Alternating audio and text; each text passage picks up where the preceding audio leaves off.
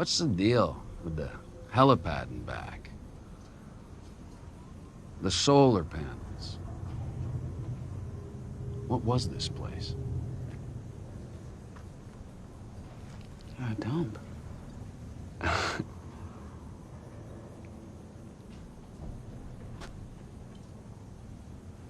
I want to know if you know.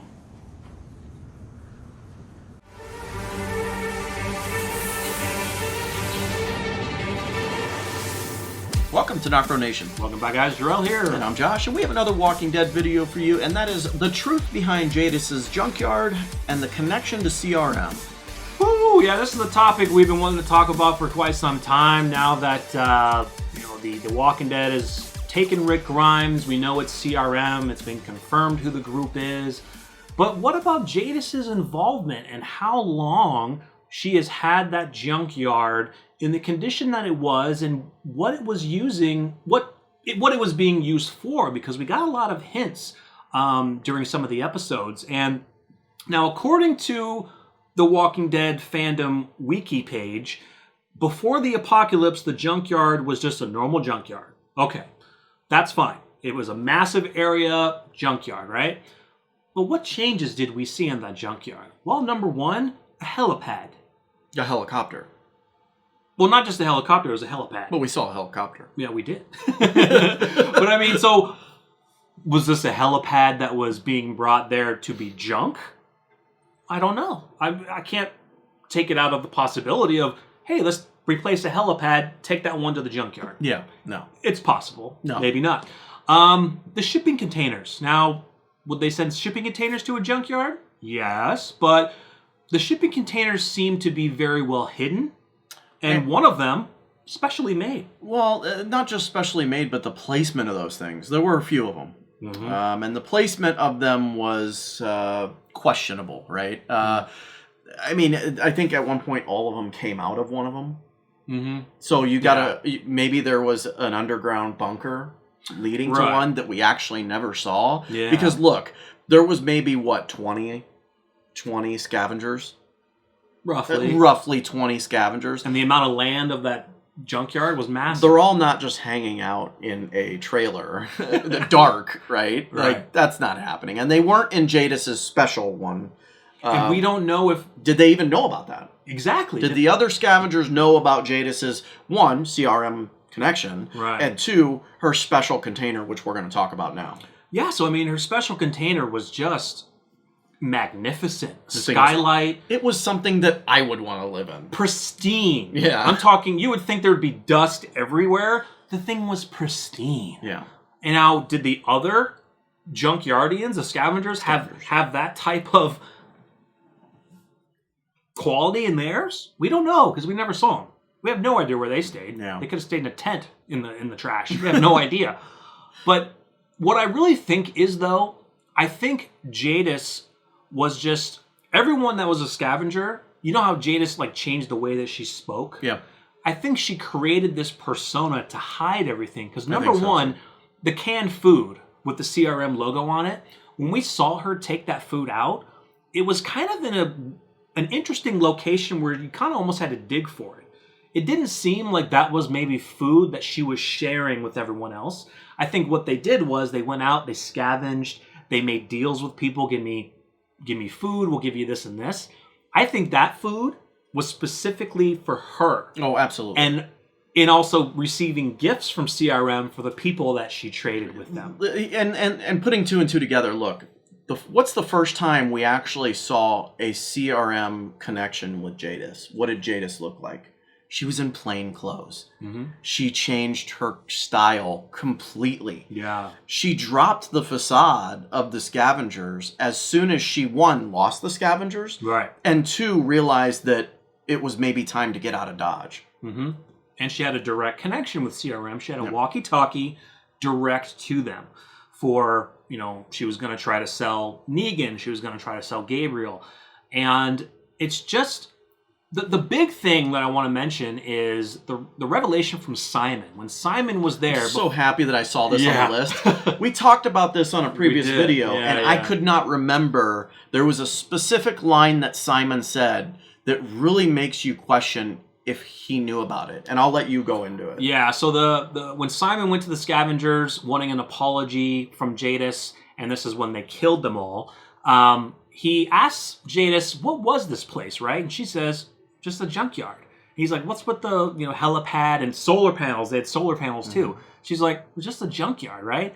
And he gets close to her face and says, I want to know if you know. In a confrontational manner. Yeah, dude. This is like an interrogation type manner. Like, what does he know? And that about that line right there, I want to see if you know. Meaning, he already knows what it is. He wants to hear it from her. He wants to hear it from her. Exactly. So did Simon have any connections to CRM? Furthermore, did Negan. I don't know. And look, it's Simon seems like he could be. He's like the type of guy that would keep secrets from you. Oh, absolutely. Which he already did. Absolutely. So. I mean, it's a plot hole, right? Because we're never going to find out. Simon, I believe, knew something about that place. Definitely. He didn't know about CRM, but he knew that place was used for a lot more than just a junkyard. Exactly. Now, yes, the solar panels may not specifically be CRM related. It could be just how they powered whatever they were powering at the junkyard. We don't know what they were powering because we never saw any power. Except for maybe the big machines that they were using when they were killing everybody. I don't know.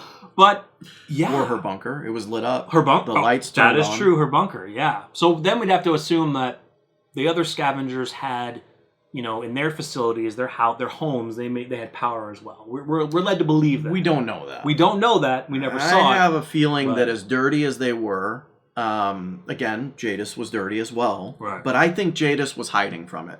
Yeah. I don't think she ever actually went into that bunker, that nice container, until she 100% absolutely had to. Yes. I think that she might have possibly even been trying to get away from CRM and wanted legitimately to start this scavenger life. I think absolutely that's true. Yeah. I think if you want a prediction from me, I think Jadis was a spy for CRM. She was rolling around the country trying to find other survivors, not necessarily to take them in, but to spy, right, and find out what was going on with the rest of the world. Yeah. And maybe got caught up in the fact that she didn't want to be a part of this thing anymore.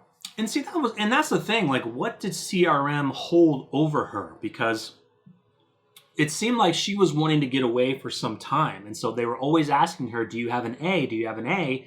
She was going to give him Negan. That didn't work out. She was going to give him Gabriel, and then Gabriel turned out to be a B. And then we all know that she got Rick Grimes, but said, he's a B, he's not an A. And they kind of threatened her, saying, you better not be pulling anything because of this deal that they have with her. So I want to know what this deal was. Maybe, it was simply just giving her asylum to CRM, right? It was just giving her access to CRM, and if she didn't provide for them, she would lose that access. Or maybe she was part of CRM for some time, and she went AWOL. Now, we know from what we learned in Fear the Walking Dead, if you go AWOL, they might send a hit squad after you and kill you because of the information that you know. But maybe because of the skills that Jadis had of how maybe she can manipulate easily, they said, okay, we'll let you go on your own. But the deal is you have to give us maybe one person a month to CRM. Yeah. We'll provide you goods. We'll provide you with a helipad, with solar panels. We'll provide you what you need, but you have to keep it covert. You have to keep it hidden. And we will contact you when we need you. You know what I'm saying? Yeah. So then by the end, she wants to get out. She wants to get out of there. So maybe she contacted CRM and was like, look, I'm done here. My people are gone. I want to come back. Yeah. I want to come back to something civilized. I agree. Let me come back. I agree with that line because I think Jadis was absolutely happy with the life that she had with the Scavengers. Was. Yeah, and I think that due to Simon and losing that life made her realize that she had no other means to live other than going back with CRM. Like, she could not survive on her own. Maybe she could, but then again, she had Alexandria. She had this community that accepted her. But she didn't really want it. She wavered on that towards the end. But and we, of course, don't know how she even found her people. Like, how did she find people that would go with her mythology and also speak like that. You know what I mean? Like, how do you join a group and then maybe it's just because you're there all the time and that's how they speak, so you learn to speak that way? I think that just goes on my theory that she was some type of spy, because there's that manipulation quality. She has some type of training in manipulation. Yeah. It's her story is absolutely fascinating. That's why we want to talk to you guys about this, because it's very intriguing. Because, I mean, you know, I want to see more into that. I want to know junkyard. more. Yeah, because what else is in there? Yeah, you're right. She could have created underground bunkers that we know. We don't know. We never saw it.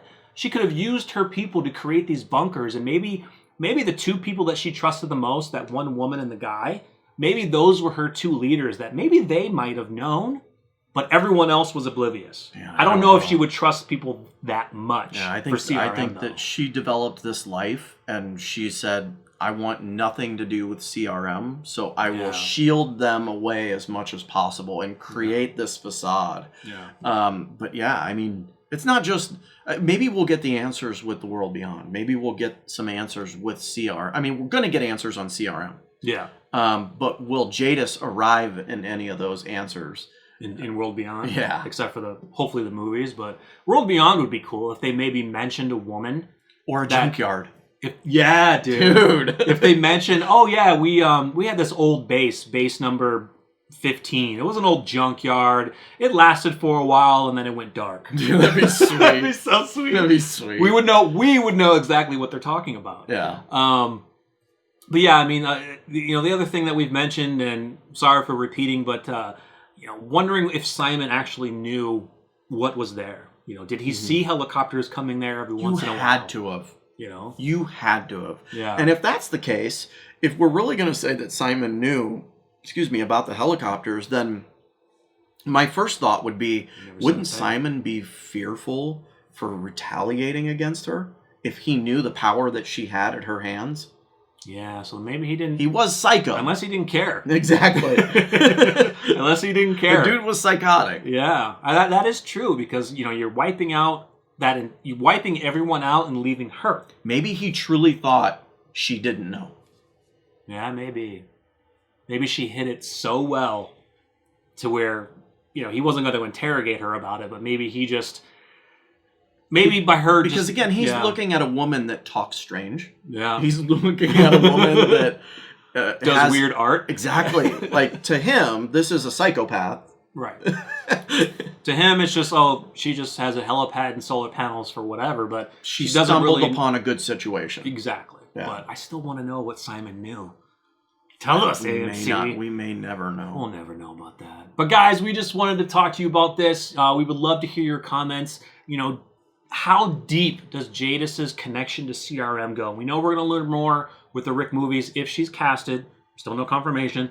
Will we get any kind of tease in the World Beyond? That would be awesome. I think they should do that. But her story is intriguing. Her connection to CRM is even more intriguing. And it's just, you know, us having to wait for so long to find out some of these answers. And we may never know these plot holes. Yeah. It's gonna bother us. And it's just gonna bother us. I'm hoping we find... I mean, my guess is, if I had to guess, we probably won't find out until the Rick movies. Probably not. And even then... So far, we've gotten no news as to Paulina McIntosh if she's been casted as Jadis. Maybe they'll mention something during the Comic-Con at Home panels. All of them are there talking. They didn't mention anything about the Rick movies, but AMC could mention something. But no idea. I would find it hard to believe that they would not mention at least some news on the Rick movies. Whether that's a script, the director, some casting news. There's got to be something. Yeah. So guys, the Comic-Con at Home is going to be on July 22nd through the 26th. They will be releasing dates and times for each panel. So we'll definitely do a video or at least post on the community page those dates and times, and we're definitely going to be covering that on the channel, so stay tuned for that. But make sure you leave us your comments below on Jadis and CRM. Make sure you smash the like button if you're new, or if you enjoyed the video, hit the subscribe button if you're new, hit that bell. Stay tuned for more. I'm Jarrell. I'm Josh. We're NocBro Nation. We're out.